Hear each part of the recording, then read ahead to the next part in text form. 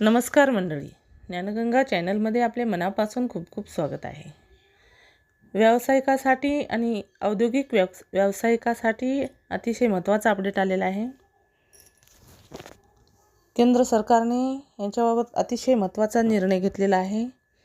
पश्चिम आशियातील तणावपूर्ण परिस्थितीमुळे काही दिवसापासून व्यावसायिक आणि औद्योगिक क्षेत्रासाठी LPG पुरवठ्यावर घालण्यात आलेले निर्बंध केंद्र सरकारने अखेर हटवलेले आहेत. पेट्रोलियम आणि नैसर्गिक वायू मंत्रालयाच्या या निर्णयामुळे उद्योग, हॉटेल, व्यवसाय, रेस्टॉरंट आणि मोठ्या प्रमाणावर LPG वापरणाऱ्या व्यावसायिक ग्राहकांना मोठा दिलासा मिळणार आहे. सरकारने पुरवठा पुन्हा सुरू केला असून तो टप्प्याटप्प्याने संकटपूर्वीच्या पातळीवर आणण्याची प्रक्रिया सुरू झाली आहे. पश्चिम आशियातील वाढत्या संघर्षामुळे जागतिक ऊर्जा पुरवठ्यावर परिणाम झाला होता. या पार्श्वभूमीवर देशातील घरगुती गॅस सिलेंडरचा पुरवठा अबाधित ठेवण्यासाठी केंद्र सरकारने अत्यावश्यक वस्तू कायद्याअंतर्गत काही तात्पुरते निर्बंध लागू केले होते. त्यानुसार व्यावसायिक आणि औद्योगिक क्षेत्रासाठी LPGचा पुरवठा मर्यादित करण्यात आला होता. संकटाच्या काळात देशांतर्गत LPG उत्पादन वाढवण्यासाठी सरकारने विशेष उपाययोजना केल्या आहेत. त्यामुळे देशांतर्गत उत्पादन वाढ झाली असून घरगुती ग्राहकासाठी गॅसचा पुरेसा साठा उपलब्ध ठेवणे शक्य झाले आहे. दरम्यान देशांतर्गत उत्पादनात सुधारणा झाल्याने आणि आयातीतून LPGचा पुरवठा नियमित होऊ लागल्याने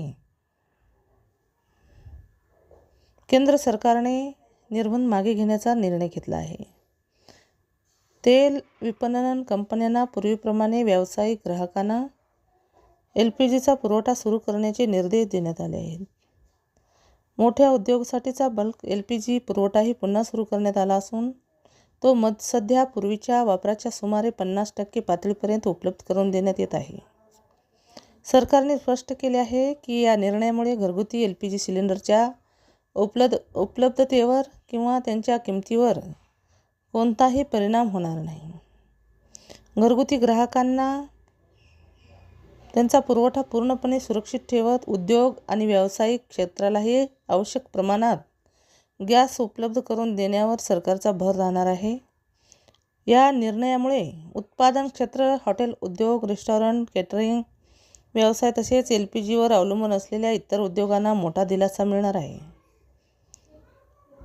गेल्या काही दिवसापासून पुरवठ्यातील मर्यादामुळे प्रभावित झालेल्या उद्योगांना आता नियमित कामकाज सुरू करण्यात मदत होईल अशी अपेक्षा आहे. जर तुम्हाला शेतीविषयी अशीच नवनवीन माहिती जाणून घ्यायची असेल तर आमच्या चॅनलला सबस्क्राईब करा.